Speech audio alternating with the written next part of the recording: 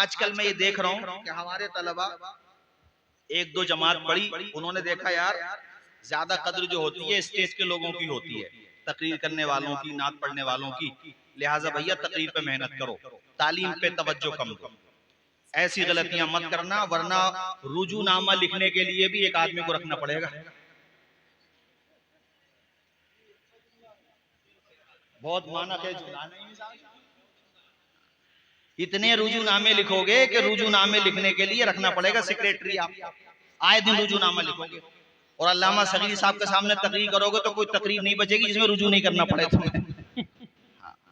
اس لیے تعلیم پہ توجہ دو۔ مجھے خیال ہے رابعہ میں الحمدللہ یہ گوٹیا کے کھیت گواہ ہیں، ان لہلہاتی فصلوں میں بعد نماز عصر خوب تقریر کرتے تھے ہم جا کر کے، لیکن حضرت کبھی کبھی ساتھ چلا جاتا تھا، حضرت کہتے تھے بیٹا پہلے تعلیم پہ توجہ دو۔ مجھے خوب خیال ہے رابعہ میں ایک دفعہ ہم تقریر کرنے سنبھل چلے گئے، میرے والد صاحب باقاعدہ حیات تھے، سختی کی، کہا بیٹا میں نے تمہیں مقرر بننے کے لیے وہاں نہیں بھیجا تھا، عالم بننے کے لیے بھیجا تھا، پہلے علم حاصل کرو، ورنہ عجیب و غریب آوازیں نکالتے رہو گے بھوت پریت کی طرح،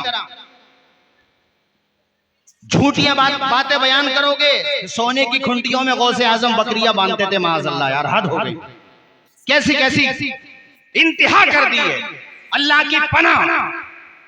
کیسا دور تھا ہمارے فقہا کا، علماء کا۔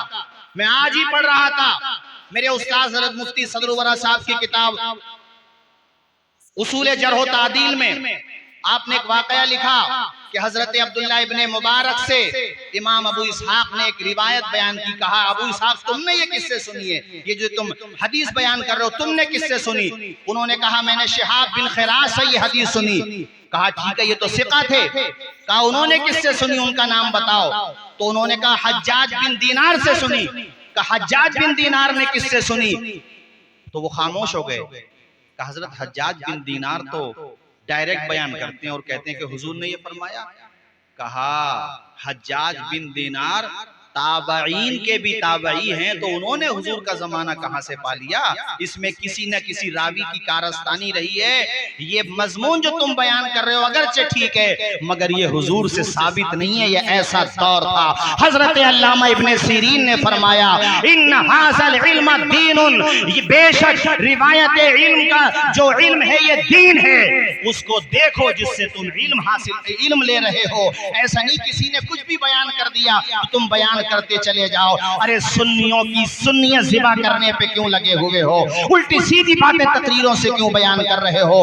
دنیا دیکھتی ہے تو یہ سمجھتی ہے کیا یہی سنیت ہے؟ آپ کو اگر مستند علماء دیکھنے ہو تو علامہ صغیر صاحب کو دیکھو، مفتی خالد ایوب صاحب کو دیکھو، علامہ غلام مصطفیٰ نعیمی صاحب کو دیکھو، ہمارے استاذ تشریف فرما تھے حضرت علامہ محمد احمد مصباحی کو دیکھو، بریلی شریف چلے جاؤ علامہ حنیف صاحب کو دیکھو، بڑے بڑے علماء دیکھنے ہو آپ مراد آباد جاؤ حضرت مفتی ایوب صاحب کو دیکھو، ہمارے استاذ گرامی حضرت مفتی شمس صاحب کو دیکھو، مفتی عاقل صاحب کو دیکھو۔ او ساتھیو اسٹیج پہ تیز آواز میں بولنے والا عالم نہیں ہوتا ہے، درسگاہوں میں قرآن و حدیث کے مفاہیم کو سمجھا دینے والا عالم۔ سبحان اللہ، نعرہ تکبیر، نعرہ رسالت، علماء اہل سنت اور سے رضوی۔ یہ میں نے بات اس لیے بتانا ضروری سمجھا ہے طلباء کو کہ تعلیم بیچ میں چھوڑ کر کے مقرر بننے کی غلطی مت کرنا، پہلے علم حاصل کرو، انشاءاللہ نام تو ہو ہی جائے گا۔ زور سے بولیے انشاءاللہ، انشاءاللہ، زور سے بولیے انشاءاللہ، انشاءاللہ۔ حضرت مفتی کمال مصطفیٰ صاحب، میں نے کتاب کا تھوڑا سا حصہ دیکھا، اس سے اندازہ ہوتا ہے کہ اللہ پاک نے تصنیفی صلاحیتیں بھی الحمدللہ عطا فرمائی ہیں۔ الحمدللہ، زور سے بولیے الحمدللہ۔ میں نے جو چند باتیں کہیں کوئی بات بہرحال پھر بھی میری زبان سے سہون قصدن خلاف شرع سرزد ہو گئی، میں بھی کلمہ پڑھتا ہوں، میرے ساتھ آپ بھی پڑھیے اشہد ان لا الہ الا اللہ و اشہد ان محمد۔ حضرت آپ یقین نہیں کریں گے ہمارے ماشاءاللہ مناظر اہل سنت حضرت مفتی عبد المنان کلیمی صاحب، اللہ سلامت رکھے۔ بس یہ ایک بات میں بتاؤں، قادریہ تو مجھے خواب میں بھی نظر آتا ہے الحمدللہ، اتنی محبت ہے۔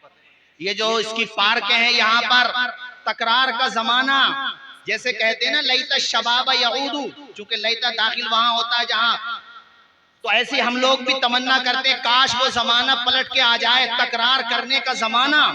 کتنا خوبصورت زمانہ.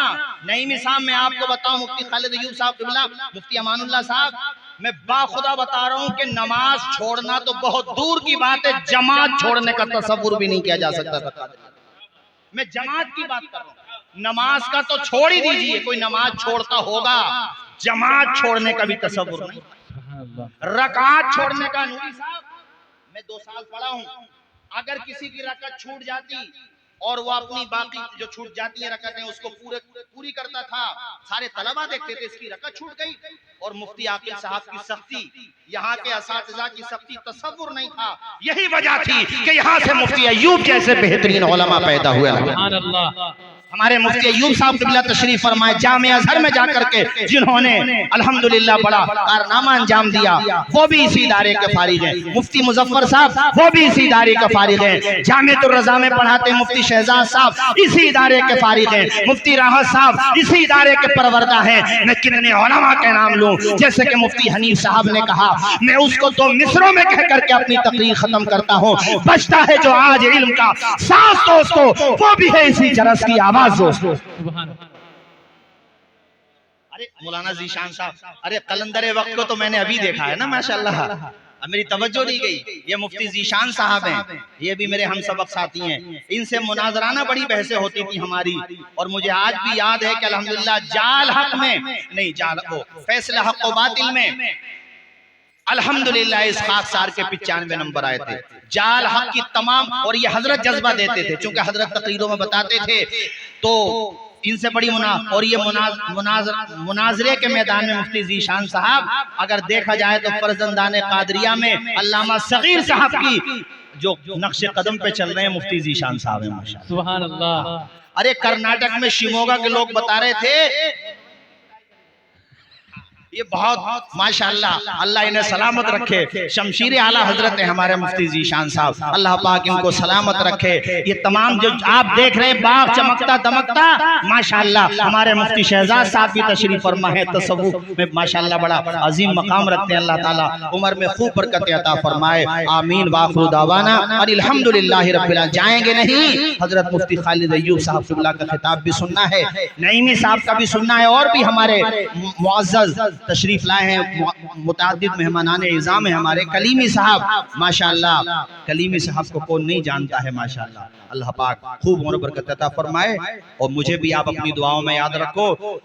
ارے آپ مجھے پہچانتے نہیں ہوگے یہاں پر، لیکن جب بھی آتا ہوں میں قادریہ ضرور آتا ہوں. قادریہ کے درو اور کمال مصطفیٰ صاحب، ہمارے بڑے بھائی عطا المصطفیٰ صاحب نے یہ جو ماشاءاللہ کام کرایا ہے، ارے دل خوش ہو گیا ٹائلز دیکھ کر کے.